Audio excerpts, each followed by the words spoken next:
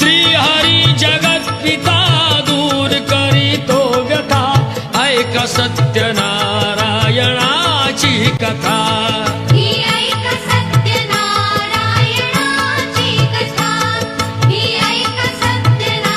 सत्यनारायणाची कथा पुलका मुकुराजा होता महाथोर तयाची पत्नी होती सुंदर नदी किनारी एकदा त्यांनी घातली महापूजा दोघांनी आली एक नौका त्याच मार्गानी नाव भरलेली पूर्ण द्रव्यानी होती व्यापारी साधू बाण्याची रीत पाहण्यास आला पूजनाची